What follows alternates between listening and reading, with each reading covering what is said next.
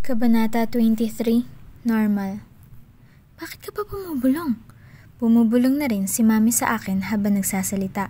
Alam ko namang malabo na marinig ako ni Hades unless kung sumigaw ako rito at ididikit niya ang tainga niya sa nakapagitang dingding namin. Not that I can imagine him doing that. He probably won't. Nothing, Mami. Just can you please update me about Triagos or something? Ay naku, Felicia. Sinabi ko naman sa'yong ayaw ko na sa mga taong yan. Huling pakikipag-usap sa akin ni Hera, nagkunwari akong wala akong naririnig. Pumikit ako na mariin. Look how rude she is, but what's new? She looks so offended. Ang dami pang nakakita kasi nasa isang event kami for this charity work and she asked if how am I. Hindi ko na sinagot. Just a side eye and, Ma'am, don't be too rude. Wala naman silang ginawa. Anong walang ginawa? So, here we are with her list of offensive things from other people. Hindi na siya natapos kaya sa huli, pinigilan ko na siya. Pakiramdam ko, hindi na siya makakausap ng matino tungkol sa mga Riego kaya siguro panahon na para ako na mismo ang titingin sa internet kung sakali. Ipinabaon ko na lang sa kanya ang mga tanong ko. Gusto ko lang naman malaman, Mami, kung kamusta ang negosyo nila. Ano-ano ang mga acquired properties nila. Ano na ang ginagawa ng mga anak nila? Ares, Hades, nag-asawa na ba? Bulong ko. Aba, baka alam ko sa mga lalaking yun. I don't need them to get by. We don't need them. They should rot in hell. Sinapo ko ang noo ko at umiling na lang. Please, Mommy, do it. During social gatherings, ask some of your people or something. Because she refused to say that she has friends at this point. Ayoko magmukhang curious sa mga buhay-buhay nila. Wala naman akong pakialam sa mga iyan. Sila nakikiusyoso sa akin. Ako, paki ko ba sa kanila? Ako, gusto kong malaman. Kahit sa mga Riego lang. Ha! She recalled something now. I remember when Hera talked to me about investing on their new company under VHRV. It's a good investment daw. Akala niya naman maluloko niya ako. The Riegos will drain some of my money if I invest on them. She, what? Made you invest? Oo. Akala niya maluloko niya ako? Of course, I ignored her. Bakit ka raw niya inimbitahan mag-invest? Aba, ewan ko. Ang dami pa rin guilty sa pagkamatay mo. At kahit naman ang mga Lopez, halos bigyan ako ng isang barko. Ipapangalan pa yata sa'yo, MV Felicia. As if that would make everything okay. They're not forgiven. Why don't you try and see what kind of investments does Triagos offer, Ma'am?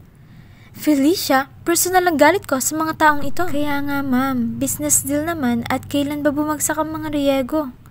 Ewan ko, baka ngayon lang. Kung mag-i-invest ako, ibabagsak nila at tatry rin nila ako.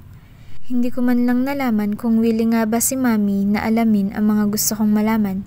I'm very uneasy every time I look at the wall in between our rooms. Madalas akong sumusulyap sa text ni Owen. Ang kulit pala nito. Hindi tumitigil kung hindi nire-replyan. Sana pala hindi ko ibinigay ang number ko. Habang lumalalim ang gabi, lumapit ako sa dingding. Sa sobrang kuryosidad, hindi ko na napigilan ang isang karumaldumal na gawain. Inilapit ko ang tainga ko sa dingding para makiusyoso sa mga ginagawa niya sa kwarto niya. Do I buy his reason? He'll stay here because he needs to check the lands he bought, especially the coal mine. Ang lawak ng lupain ng mga Larrazabal. Siguro naman may mansyon diyan at pwedeng doon siya tumuloy, hindi ba? Bakit dito pa? Sa tabi ng kwarto ko. Ilang beses na ba akong pinahamak ng pagiging assuming ko? Okay, let's say it's really true. Maybe it's more accessible if he stays here. Malay ko ba't baka nasa tuktok ng bundok ang mansyon ng mga Larrazabal, kaya sige at pwedeng iyon ang rason niya. Isa pa, hindi kailanman naging stalker si Hades. Ako pa siguro. Ako naman kasi lagi ang naghahabol doon. Kaya siguro naman imposible. Wala akong marinig na kahit anong ingay galing sa kanyang kwarto. Sa huli, sumuko na ako at nagpa siyang magluto na ng para hapunan ko. Tinatamad akong umalis at bumili ng pagkain sa labas dahil umaambon at pagod ako buong araw. Iniisip ko buong gabi ang tungkol sa presensya ni Hades. I wonder if he believes me, or if he doesn't, Natural na reaction ba iyong titingnan lang ako? Hindi ba mas kapani-paniwalang tumawag na siya kay Mami o kanino mang kilala namin at nagsabi na nabuhay ako? Maybe he believed that I just look like Felicia Valerio, ha? Maybe his stay here is just a coincidence, and maybe he visited the coffee shop and stayed there for hours to admire the beauty of his ex. Ang hirap ko bang kalimutan? Damn, I'm not sure if I'm just convincing myself and taking this lightly because I'm scared to think about coming back or I actually believe my thoughts.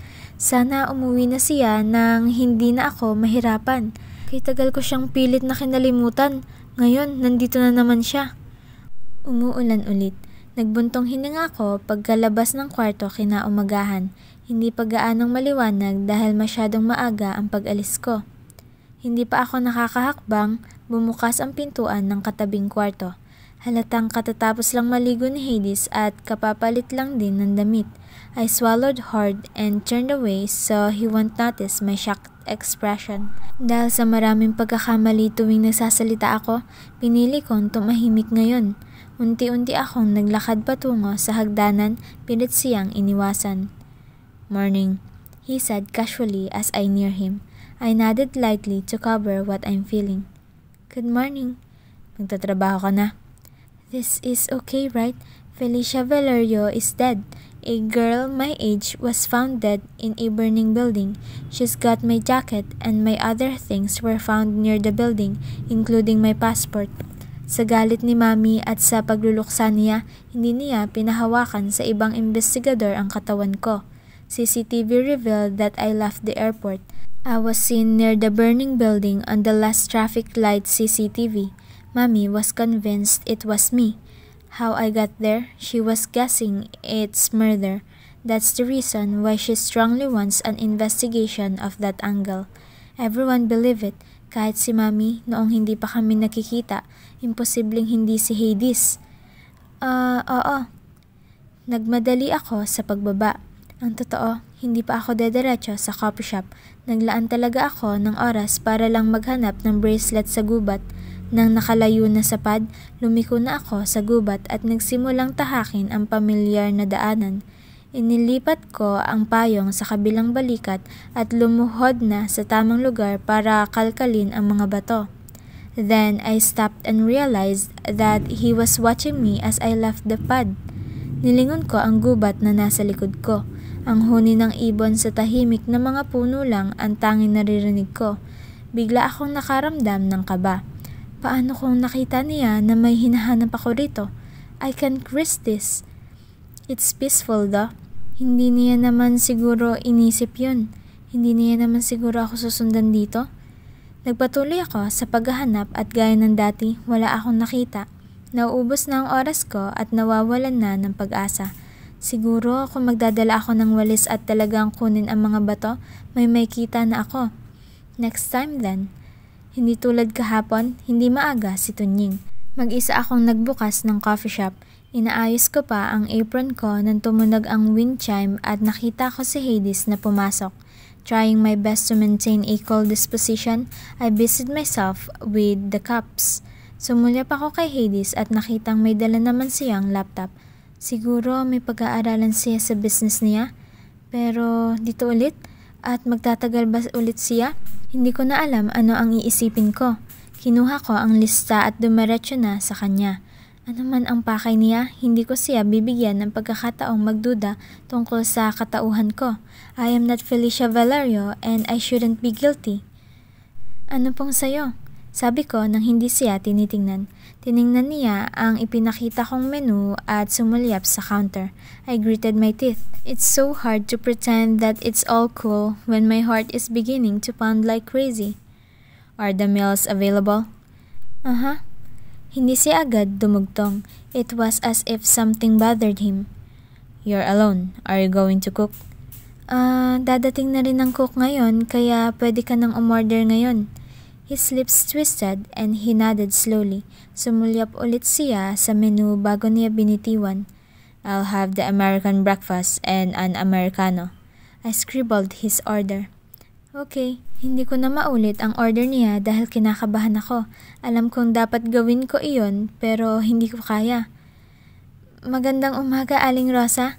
Bati ko nang dumating ang kusinero at sumunod sa kanya sa kusina para ipakita ang order. Bumalik ako sa counter para magtimpla ng Americano. Nagbukas na ng laptop si Hades pero sumulyap siya sa akin nang tumingin ako. Tumikim ako at inabala na ang sarili sa ginagawa. The lightness of my hand made me furious. Halatang kabado ako. Kahit anong loko ko sa sarili ko, mga kamay ko na mismo ang nagbibisto sa akin. Lumapit ako sa kanya at naglagay ng kape sa kanyang mesa. Muntik pang pumalpak nang sumayad sa dulo ng tray ang magdahilan ng pagkakatapon ng kaunting malapit sa laptop niya. Sorry, sabi ko sabay punasagad sa kaunting tapon. Nabibingi na ako sa lakas ng pintig ng puso ko. It's okay. Are you new here? Umiling agad ako. Hindi naman. He nodded slowly and turned to his laptop. That was close. Kasabay ng pagtalikod ko sa kanya ay ang pagtunog ng cellphone ko para sa isang tawag. May pakiramdam agad ako kung sino iyon at ang laki talaga ng pagsisisi ko na wala sa sarili kong ibinigay kay Owen ang number ko kahapon. Kahapon pa siya text ng text tungkol sa isang date. Hindi ko nire-replyan kaya ngayon tumatawag na. Namilog ang mga mata ko nang nakita ang message niya. Owen, duty ka ba? Puntahan kita para mapag-usapan natin ang date. Horrified at the thought that an annoying guy is coming over, I immediately typed. Ako, huwag na, iti-text na lang kita kung kailan ang date natin, kung makakapaghintay ka. Unang angat ko ng tingin, mga mata ni Hades ang nakita ko.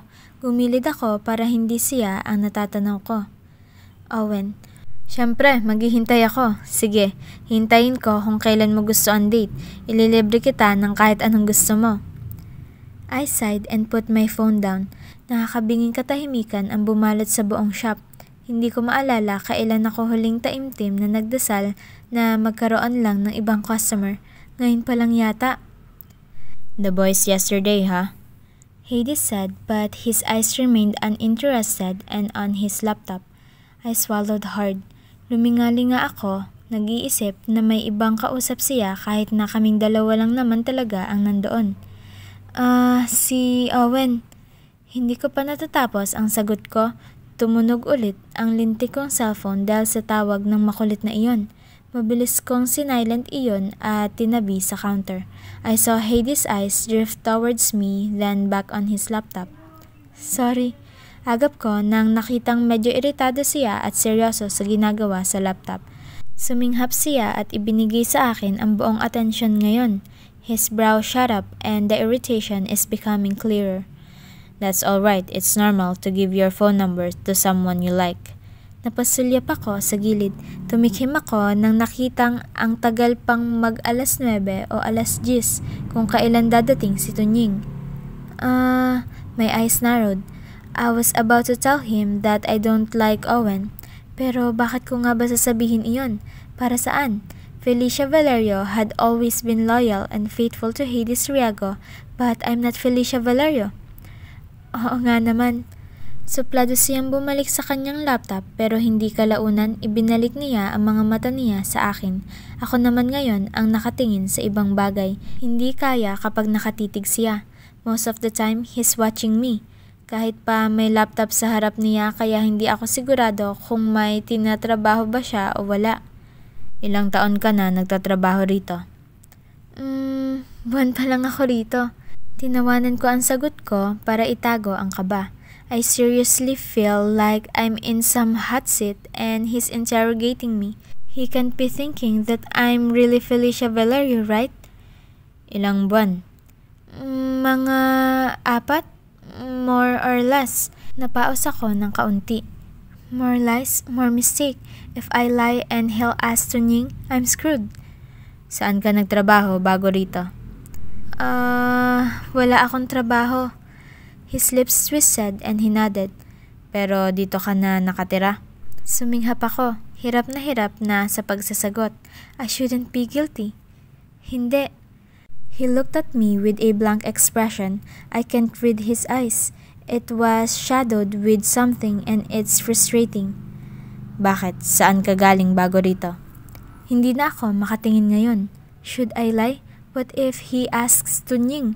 Tunying knows where I've been before here. Santa Rita, simple kong sagot. I should act coolly. Calm down, Felicia. You are not guilty, okay? Ilang taon ka roon? 2 linggo lang. Where were you before that? Lavezares. Nag-iwas siya ng tingin sa akin. His jaw clenched. Kabadong-kabado na ako sa itatanong niya pa.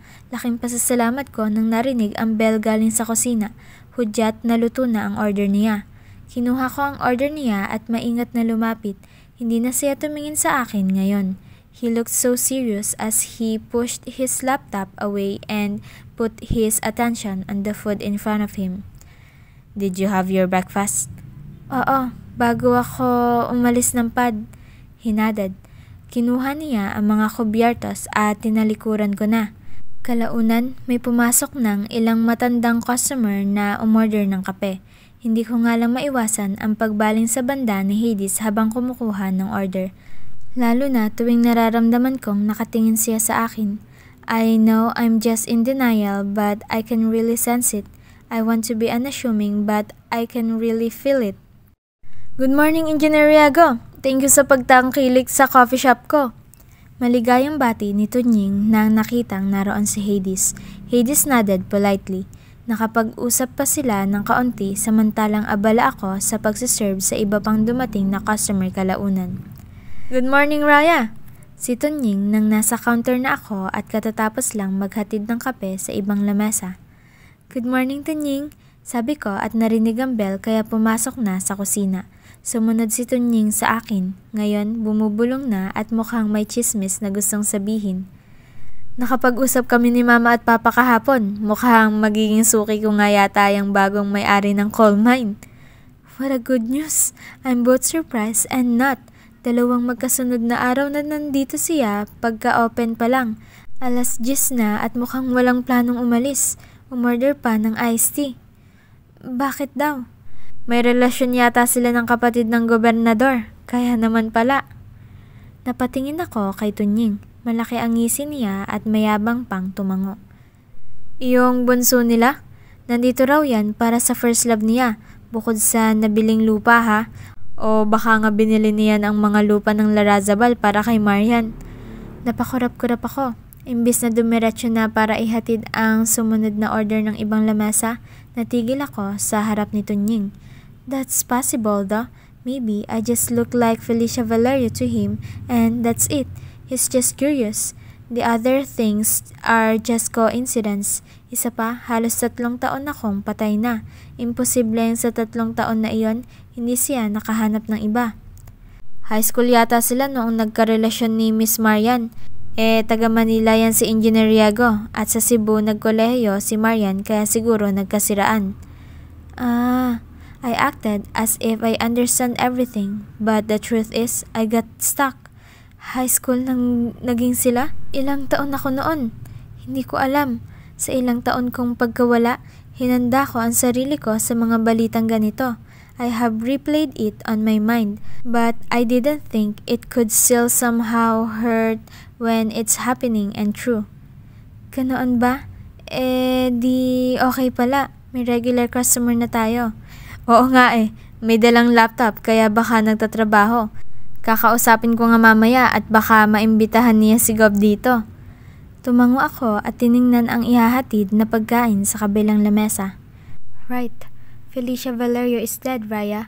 There's nothing wrong with this. I have replayed many situations alike. Mayroong kay Celine Villegas, kay Cintraya de Silva at marami pang iba. Halos matawa ako. Ibang babae pala. Mali ang mga iniisip ko noon. Damn you, Hades Riago. Kung sabagay, kung ganyan kakagwapo at yaman, ang daming pagpipilian. Lumabas ako ng kusina na nakatingin lang sa tray at pagkain sa kabilang lamesa. Ngumiti ako sa customer at nilapag na ang order nila. Sumali na si Tunying sa pagkukuha ng order ng iba at kalaunan, kinausap niya na nga si Hades. Talaga, engineer? Yun ang sabi? Medyo excited ang napalakas na boses ni Tunying. Sa loob ng kusina ko na lang nalaman ang nangyari pagkatapos ilapag ni Tunying ang order ni Hades na tanghalian. Pupunta raw si Governor at Miss Marian dito kasama ang ilang kaibigan. Mamaya. Balita ni Tunying sa akin. Ganoon ba? Magpapapicture talaga ako at ipapatarp ko sa labas. Si Tunying. Anong oras daw ang punta? Mamaya yata pagkatapos ng tanghalian. Sabay tingin ni Tunying sa akin. Buti nga walang masyadong tao eh. Hindi kita pipilitin kung mag-out ka na ng 2:00. Ayos lang. Ngumiti ako. Thanks. Kung kaunti lang ang tao, siguro uwi na ako. Pero kung dadami bago mag 2:00, tutulungan kita. Hindi na, Raya. Sige, umuwi ka na pagka-out mo. Sabi ni Aling Rosa marami raw tao kaninang umaga, kaya ayos na yun. If it was a different circumstance, I would insist and stay for Tunying. Pero parang hindi ko gusto ang circumstansya at parang mas gusto ko na lang umuwi sa tamang oras. At may gagawin din kasi ako na importante. Nako, ano yan? Si Owen ba? Hindi, kailangan ko lang umuwi, kaya babawi na lang ako next time. Ano ka ba? Wala kang dapat binabawi kasi tamang oras naman talaga ang out mo. Unless syempre kung early out yun. Hindi na nagbago ang isipan ko. Tahimik kong nilapag ang tanghalian ni Hades sa kanyang lamesa. I can sense his eyes on me and I didn't dare to look at him. Enjoy, sir. Sabi ko bago siya tinalikuran. Habang tumatagal, bumibigat ang damdamin ko. Lalo pang bumigat ng 5 minuto bago mag 2:00, nakita ko sa labas ang pagpark ng mga SUV. Tuwang-tuwa si Tunying na lumabas na siya para batiin ang mga dumating. Tinanggal ko ang apron ko at nagsimula ng mag-ayos para sa pag-alis ko. Wala nang ibang customer, si Hades na lang at ang kadarating. I suddenly feel selfish for leaving Tunying. This is a big thing for him and I should be there as his staff. Nang pumasok isa-isa ang mga panauhin, agad kong nakuha kung alin sa kanila si Miss Marian. The woman with obvious designer clothes sat next to Hades. Nailipat ko ang tingin ko kay Hades dahil nakatingin siya sa akin pero ibinalik ko ulit sa katabi niya. The woman removed her large sunglasses and I let out a small sigh. He never failed me. She is pretty, almost with the same features as those women who were linked to him before. Mumusa ako at inayos ang damit habang inaalo ang sarili sa utak. His pretty woman never dimmed my beauty anyway. I thought bitterly and concluded my leave. Tunying, pasensya na babawi na lang talaga ako next time. Nako, walang problema. Ako na ang bahala rito. Mas maganda nga at makita nilang hands-on ako sa business kong ito. Ngumiti ako at tahimik na bumati sa mga bagong panauhin. Pahapyaw lang akong itinuro ni Tunying. Stop ko po, Gov. Tapos na ang shift. Alam niyo na. He shrugged. Hindi na ako lumingon. Ilang sandali lang akong naghintay ng tricycle at agad nang sumakay. Hindi na bumaling pa sa iniwang coffee shop. It had been a long time. I never thought I will remain bitter if he's happy without me. Hindi siguro kung hindi ko na nalaman pa. Isa sa rason kung bakit hindi ko na rin inalam ang kalagayan niya sa mga nagdaang panahon. Pwedeng hayaan ko na ang bracelet na mawala sa gubat na iyon, lalo na sa nalamang ngayon. Pero alam ko sa sarili ko na mangungulila ako. It was the symbol of my dreamy past. I may have let everything get away, but I will always treasure it like a dream come true.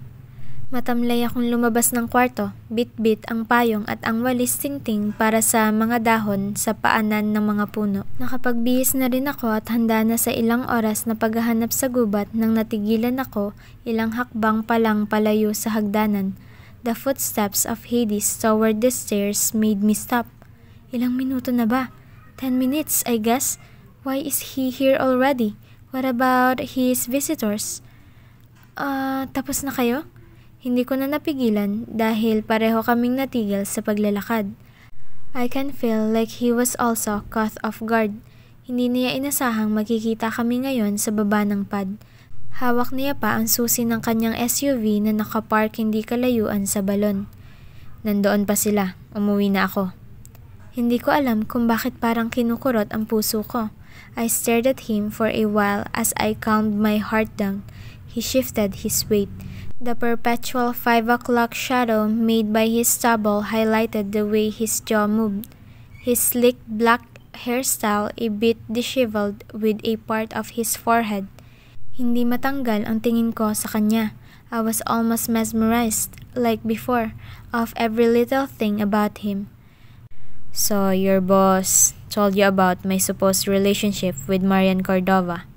Hindi ako nakapagsalita.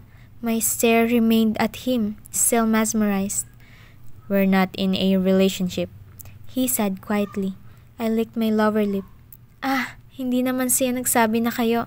Sabi niya lang, first love mo. She isn't my first love. Hindi ko alam kung bakit parang pinipiga ang puso ko. Hindi ako halos makapagsalita. Why are we talking about this again? Nawala nga lang sa isipan ko nang bumagsak ang tingin niya sa dala kong walis. Damn it, what excuse do I have now? Magwawalis ka? Of course, I can tell him I'm going to the damn forest and clean up those trees. Baka maghinala siya sa ginagawa ko. Dyan lang, sa bukana. Magwawalis ako ng mga dahon. Sabay turo ko sa dinadaanan ng sasakyan niya. Bumaling siya sa daanang itinuro ko bago ibinalik sa akin ang tingin. Great, Raya Felicia. Isa kang dakilang tagalinis dyan. Nilalagnat ka yata. May iba ka pa bang walis? Tutulungan na kita. Wala eh. Ayos lang, kaya ko na. Sige, sisimulan ko na. Sabi ko, sabay dire-diretso sa bukana para simulan na ang wala sa planong paglilinis. Pwede ko pa sanang ituloy ang naunang plano ko kung umalis na siya at dumiretso na sa kanyang kwarto. Pero nang nilingon ko siya, nanatili siyang nakatayo roon. Calm down, alright? Pretend that you do this all the time. During my free time, Hades, I sweep the dried leaves in this place. You see, I'm Raya Graciano, not Felicia Valerio. Sanay ako sa mga gawaing ganito. Nilingon ko ulit si Hades at nakita kong may hinahanap siyang kung anong malapit sa kung saang nakapark ang sasakyan niya. I don't know what he's up to, but I need to sweep and sweep here and pretend that it's a normal thing. Raya Graciano, ang dakilang taga-probinsyana na sanay sa mga gawaing ganito. Umingay dahil sa makina ng isang lumang pick-up na madalas sakyan ng may-ari ng pad. Isang busina dahilan ng bahagya kong pagtabi. Ang matandang nasa front seat ay nagbaba pa ng salamin. Nalingunan ko si Hades na nakakuha na ng walis tingting ngayon kasabay ang sigaw ng landlady. Sus ko Santissima! Milagro at lumabas ka sa kwarto mo, Raya, at nagwawalis! Sige, ipagpatuloy mo yan! The old woman had to say it. Oo nga po eh. Pinaharurot na papasok ang pick-up at siguro sa likod ng pad magpa-parking. Nilingon ko si Hades at nakitang nakatingin siya sa akin. Hindi niya naman siguro narinig. Bahala na nga. Hindi pa nakontento, umikot ang may-ari para tingnan ang ginagawa ko. Raya, magluluto ako ngayon kaya bumili ka na lang dito sa akin para hindi ka puro itlog at tuna riyan. Sabi niya bago dumiretso papasok sa unang palapag kung nasaan ang bahay niya at ang isang maliit na karinderya na nagkakaroon lang ng pagkain kapag ginusto niya. Opo! Plastikong sigaw. Nagkatinginan kami ni Hades. He was intently watching my every move while I try my best to figure out a way to convince him that I am actually used to this kind of life. Dahil wala akong mahanap na paraan, nagpatuloy na lang ako sa pagwawalis. Nanginginig ang sikmura sa kahihiyan. You only eat eggs and tuna? Aniya pagkaraan ng ilang minuto. Umingay lalo ang walis tingting ko dahil sa marahas na pagwawalis. Ayaw halos marinig ang tanong ni Hades. Rice din naman, nagluluto ako. Ng itlog at dilatang tuna? Tumuwid ako sa pagkakatayo at hinarap siya. He began sweeping too. Now, I'm more mesmerized. I don't think I ever saw him do this kind of things. He's sweeping. I can't believe this. Mag-isa kasi ako at masasayang ang ulam kung hindi ko maubos. But I can cook, Hades. Talagang mag-isa lang ako kaya itlog lang ang kinakain ko. I'll cook tomorrow and I'll give you some, if that's alright with you. Is this normal? Mag-isa rin ako at tama ka, masasayang ang ulam, kaya hati na tayo. Ano naman ang dahilan ko ng pagtanggi? Isn't it weirder if I say no to him? I'm not guilty, so this should be okay. Sige, ikaw ang bahala. Kung magluluto ka, I mean, hindi mo naman kailangan magluto at bigyan ako. Pero kung may matira, ayos lang. Magluluto ako bukas. Ibibigay ko sa'yo bago ka magtrabaho. Kumain siya kanina sa coffee shop.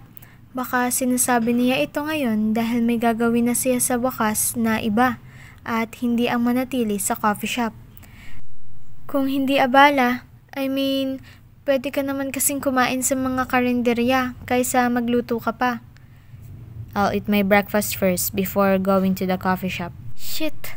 Ang schedule niya bukas ay sa coffee shop pa rin? Hindi ako makapagsalita. Is this still normal? This is normal, right? I'm working through my laptop and the coffee shop is the best place to work. So, okay. Sige. Please tell me this is normal. I don't know what to do if he finds out that I am actually guilty.